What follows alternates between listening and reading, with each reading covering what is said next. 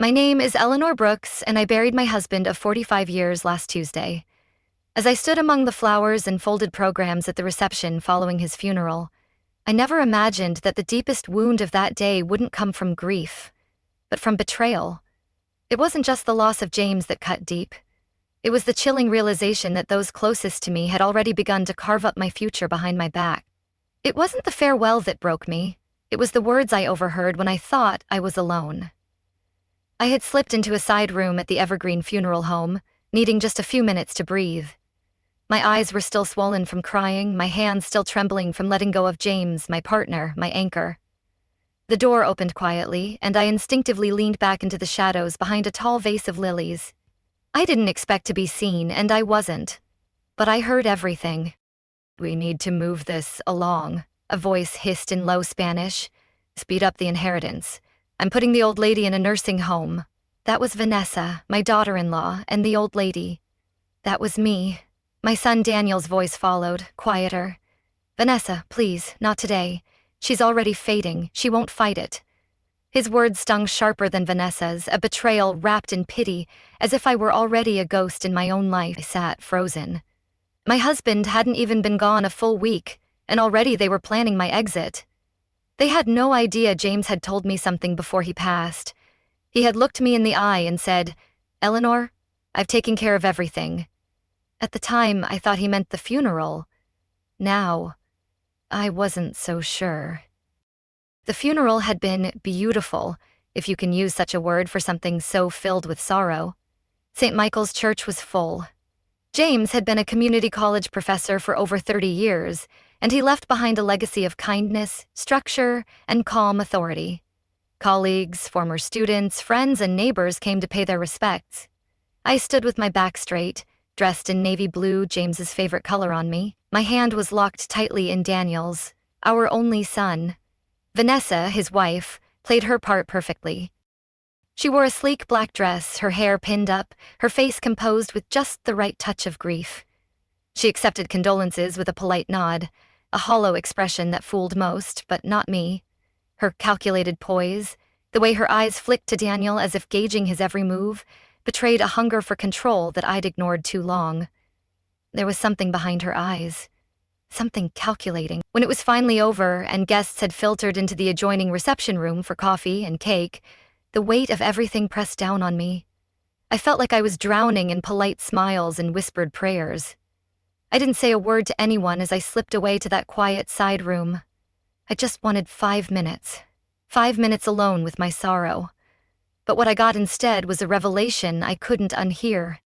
They were planning my removal. Not gently, not with concern, with impatience. It wasn't even about my well-being, it was about money, the house, the inheritance. They saw me not as someone grieving the loss of a lifelong partner, but as a hurdle, an inconvenience, a woman in the way. Vanessa's hissed words echoed in my mind, a Venice reminder that my grief was their opportunity, my home their prize. And yet, I remembered James's words. I'd taken care of everything. He'd said it so quietly, squeezing my hand. I thought he meant the paperwork. But now I wondered, had he known? Had he seen this coming? That night, the house felt different. It was the same 2-story colonial James and I had lived in for almost 3 decades. We'd raised Daniel here, painted the walls ourselves, planted the magnolia tree in the front yard. We'd hosted Thanksgiving dinners, neighborhood barbecues, and quiet anniversaries with just the 2 of us and a bottle of wine. Now, it echoed. Every corner whispered of absence. I wandered from room to room, still dressed in my funeral clothes. I ran my fingers along the back of James's favorite chair. His cardigan still hung by the door. His reading glasses sat on the nightstand. His half-finished crossword puzzle lay untouched on the coffee table. A pen balanced carefully on the last word he never got to fill in. I didn't move a single thing. I couldn't. I found myself back in our bedroom, sitting on the edge of the bed. The silence was heavy, but my mind was loud. Vanessa's words looped in my head. Speed up the inheritance. She was already thinking about selling the house, already talking about shipping me off like old furniture.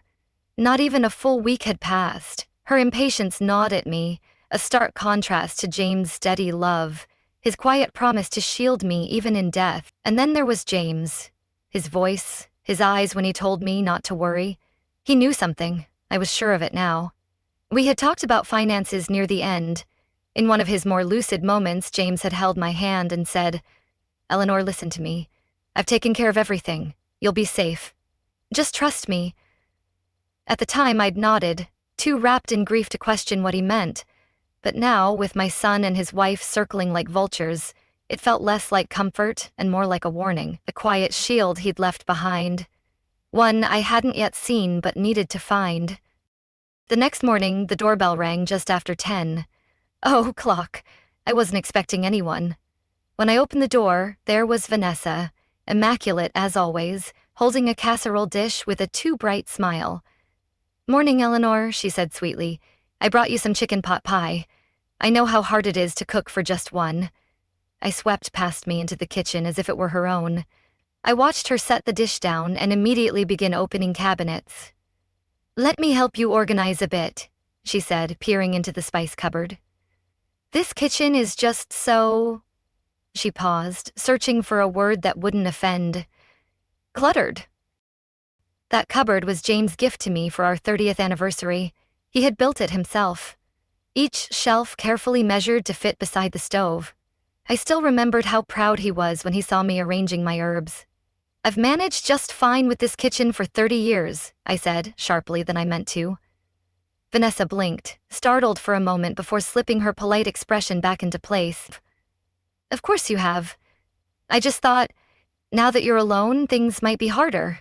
Her words dripped with false concern, a thinly veiled jab at my supposed frailty, as if my life without James was already crumbling. Now that I'm alone. Now that I'm weak. That was the message wrapped in faux kindness. She pulled a glossy brochure from her purse. "Daniel and I have been talking. There's a lovely senior community just 20 minutes away. Private apartments, medical staff, meals provided." "I'm not ready to leave my home, Vanessa," I said immediately. "It's just good to plan ahead." But I could see it in her eyes. She wasn't planning for my comfort. She was planning for control. Her gaze lingered on the kitchen counter, as if already measuring it for a real estate listing, her impatience barely masked by that practiced smile. And I wasn't going to hand it to her. As soon as Vanessa left, I went straight to the telephone. There was only one person I trusted to give me the clarity I needed. Dreyer Ellis, our family physician for over 20 years. He'd seen me through colds, surgeries, and watched James's decline with the quiet dignity only an old friend could offer. He picked up on the second ring. "Eleanor," he said, his voice warm. "How are you holding up?" "I'm managing," I replied honestly. "But I'm calling about something specific. Did James ever talk to you about me? About what he wanted from me after he was gone?" There was a pause on the line. "Yes," Drew Ellis said gently. "He did." I sat down slowly, heart pounding. "He asked me to assess your ability to live independently," the doctor continued. "He was worried that there might be pressure from others to move you out of your home before it was necessary." My throat tightened. "And what did you find for concern?" He replied firmly. "For an excellent health for your age, Eleanor. No cognitive issues, no mobility concerns. There is no medical justification for relocating you. Not now." I exhaled the first full breath I'd taken all morning. "Would you be willing to put that in writing?" I asked, already knowing the answer. "James asked me to prepare such a letter just in case. I have it ready," he said. Even in his final weeks, James had been protecting me, anticipating what might come, making sure I had the tools I'd need when he no longer could stand beside me. "I'll have it delivered this afternoon," Drex Ellis promised. When I hung up the phone, I looked out the kitchen window at the garden James and I built together. Let them try. I wasn't standing alone. The next morning, I saw Vanessa's SUV pull into the driveway again, but this time, she wasn't alone. Daniel stepped out from the passenger side, holding a folder under his arm, both of them wearing carefully curated smiles that instantly put me on alert. They were ready for battle. What they didn't know was I was too. I had brewed coffee in advance and welcomed them in with a calmness that surprised even me. "Mom," Daniel began, settling into James's old recliner. "We wanted to talk to you about some practical matters." "Of course," I said, pouring coffee for all of us. "I've been thinking about practical matters too." Vanessa perched at the edge of the couch, legs crossed, brochure in hand. "There's a wonderful community we've looked into," she began. "They have a waiting list, so it's smart to get in early." Her voice was smooth, but her eyes betrayed her. Both began to Daniel as if to ensure he'd back her up, her plan already in motion. Before she could say more, I raised a hand gently. "Actually, I've invited someone to join us for this conversation." Vanessa's brow furrowed. "Who?" As if on cue, the doorbell rang. I opened it to reveal Sandra Blake, James's former home nurse. In her 50s, starp-eyed and kind, she'd cared for James in his final months. She was also the only other person who had seen how little help Vanessa had offered during that time. "Sandra's here to offer some professional input," I said as we all sat down again. "She knows my health better than anyone besides Drew Ellis." Vanessa shifted in her seat. Vanessa, I began. "I appreciate your concern, but I've spoken to Dr. Ellis, who provided written confirmation that I am medically fit to live independently." I handed Daniel the letter. His eyes widened as he read it. Vanessa said nothing, but her jaw tightened. Her silence was loud, a crack in her carefully constructed facade, as she realized her scheme was unraveling before it could take hold. For the first time, she realized I wasn't going quietly. Just as the room fell into a tense silence, the front door opened again. "Grandma," a voice called. It was Lily, my granddaughter, Daniel and Vanessa's daughter, backpack slung over one shoulder, her long dark braid draped over her hoodie. She stepped into the living room and paused, eyes bouncing between the three of us. "Oh, am I interrupting something?" "Not at all, sweetheart," I said, my voice steady. "We're just having a family conversation." Lily walked in cautiously, sensing the mood. "What kind of conversation?" Daniel glanced at Vanessa, who avoided his eyes. "We're discussing Grandma's living situation," he said. Lily's brow creased. "What about it?" "Your mother thinks I'd be better off in a senior living facility," I said, gently. "What?" she nearly shouted. "That's ridiculous, Grandma. You literally taught me how to make homemade lasagna from scratch last weekend." Vanessa's voice tightened. "Lily, adult decisions are more complex than you realize." "I'm not a child, Mom," Lily shot back. "And Grandma isn't some helpless old woman." My heart swelled. Lily had been visiting more often since James passed. Sometimes we talked, sometimes we sat in silence, but she always showed up with respect, curiosity, and care. Sandra, sensing the tension, said, "Lily, would you help me bring in some cookies from the kitchen?" As they left the room, Daniel leaned forward. "Mom, I just want what's best for you." "I know you do," I said, reaching for his hand. "But what's best for me is staying here in my home with the supports already in place. James and I discussed this before he passed. We were clear." He nodded slowly, caught between two worlds. I looked toward the kitchen where Lily was laughing with Sandra, and I realized I wasn't fighting this alone anymore. The offices of Thompson & Sons hadn't changed in years. Same burgundy carpet, same landscape paintings, same receptionist with her gentle voice and silver-streaked hair. But this time, I wasn't here with James holding my hand. I was here alone, with Vanessa checking her watch every minute, and Daniel nervously flipping through a magazine he really wasn't reading. "How long is this going to take?" Vanessa muttered under her breath. "Shh," Daniel whispered, glancing at me. The door opened. "Daniel, Vanessa, Mr. Thompson is ready for you."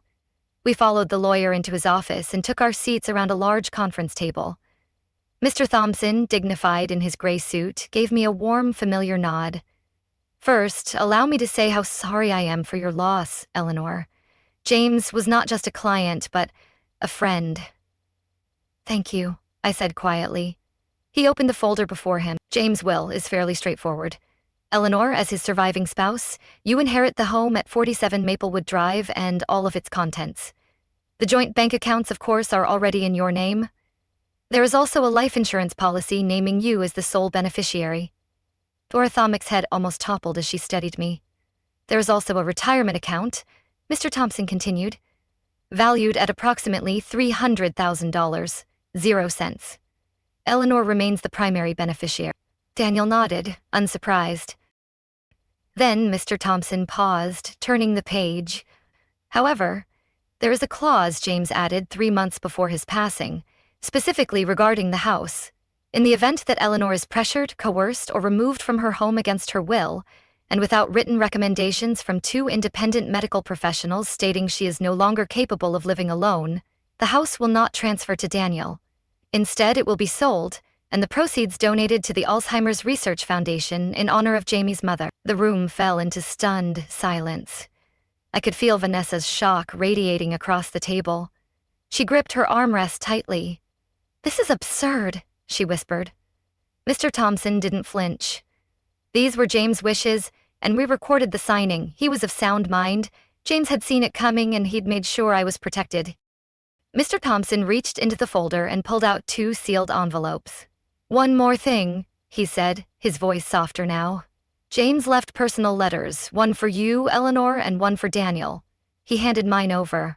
My name was written in James' familiar looping handwriting. I clutched it gently, holding my breath. "And for me?" Vanessa asked, her voice tight. Mr. Thompson shook his head. "I'm afraid there was no letter addressed to you." Her lips pressed into a thin, bitter line. The exclusion stung her visibly, a public slight from James that deepened her humiliation in front of us all. I tucked the envelope into my purse without opening it. I wanted to read it alone. Outside, as we stepped into the parking lot, Vanessa turned to Daniel sharply. "He targeted me. That clause, he did it to spite me." Daniel didn't answer. He looked lost, conflicted. I didn't wait for more. "I'll be heading home. Lily's coming over later to help me sort James' things. I can drive you," Daniel offered automatically. "That's all right," I said, giving him a tight smile. "I drove myself. I still can." I meant it as a simple fact, but Vanessa flinched like it was a jab. Back at home, I made a cup of chamomile tea and sat on our bed, surrounded by the scent of James's aftershave and the faint creak of old floorboards. Then I opened the envelope. "My darling Eleanor, if you're reading this, I'm gone, and they've already started circling. I know how Vanessa speaks when she thinks no one is listening. I've done all I could to protect you. We may bend, but we don't break. You are stronger than you know. All my love, now and always, James." I pressed the letter to my chest, tears spilling freely. But they weren't tears of fear anymore. They were tears of strength. 2 days later, the storm finally came. Vanessa showed up unannounced, her tone clipped and eyes sharp. "Eleanor, we need to talk about the will." "I thought we agreed to give it time," I said calmly, standing at the kitchen counter.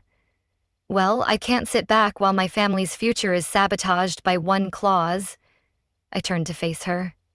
"It wasn't sabotage, it was protection." "For what?" she snapped. "For me? From your own family." I stayed quiet. The silence spoke louder.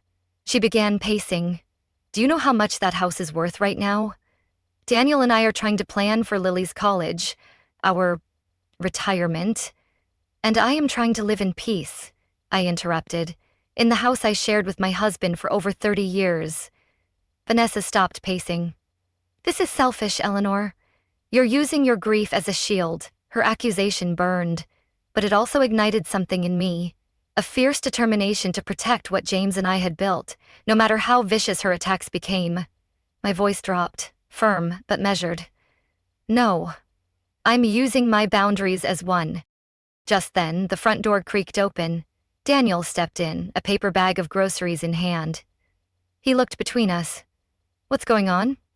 I opened my mouth, but before I could answer, Lily's voice came from the staircase. "They're arguing about forcing Grandma into a nursing home so they can sell the house." Daniel's face went pale. "Vanessa, is that true?" she faltered. "I was just exploring options behind my back," he said, setting the groceries down, the weight of the moment sinking in. His voice trembled with a mix of shame and realization, as if he were seeing Vanessa's true intentions for the first time. I stepped in gently. "We need honesty, not whispers. No more hallway conversations, no more real estate phone calls when you think I'm not listening." Lily came down and stood beside me. "I'm staying here with Grandma," she said, "and if you keep pushing this, you're going to lose more than a house." For once, Venice had no words. The power had shifted, and we all knew it. The weeks that followed felt different, lighter. The home modifications were completed without disrupting the heart of the house. Handrails in the hallway, a medical alert pendant I actually didn't mind wearing, and a laundry area moved to the first floor. It was still my home, just a bit more prepared for the years ahead. Lily, at 18, officially moved into the spare bedroom the day after high school graduation. She brought laughter and loud music and textbooks that spilled across the dining table. In the quiet evenings, we'd sit out back on the porch James built, watching fireflies blink over the garden he planted. Daniel began visiting more often without Vanessa. He'd help trim the hedges, fix loose doorknobs, and sit with me long after the sun had gone down. One evening, he finally spoke what had been resting on his face for weeks. "Thad's letter.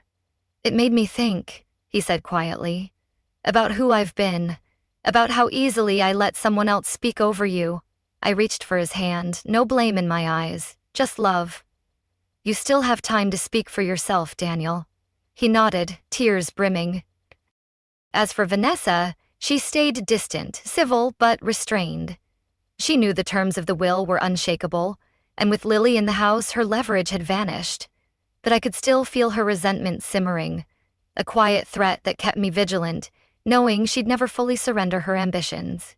But I wasn't concerned about her anymore. For the first time in months, I didn't wake up bracing for the next argument. I opened my eyes to the smell of coffee, the sound of Lily humming down the hall, and the soft peace of knowing I had protected my home. I had protected myself. On the anniversary of James' passing, I visited his grave alone. I brought fresh daisies, his favorite, and a folded copy of his letter, now slightly worn at the corners from the number of times I'd read it. "You were right," I whispered, laying the flowers at the stone. "I didn't break. I bent, but I didn't break." As I walked back to the car, yes, still driving, thank you very much, I felt something I hadn't in a long while. Peace. Not permission, not acceptance from others, just peace from within. That evening, Lily and I ate dinner on the back patio. The sky was lavender, the cicadas humming. She was telling me about a campus event she planned to attend, then paused. "Do you ever regret not selling the house?" she asked. I smiled. "Not even for a second." She grinned. "Good, because I love it here." Then she added with a twinkle in her eye, "And it drives Mom crazy." I laughed, a full, hearty, unapologetic laugh, and I may try again someday. Life has a way of testing boundaries, but I've found my voice. I've claimed my space, and I've learned that sometimes the quietest resistance is also the strongest. Every step I took now was a testament to James' foresight and my own resilience, a defiance against those who thought they could erase me. I am Eleanor Brooks, 68 years old, and I'm still standing.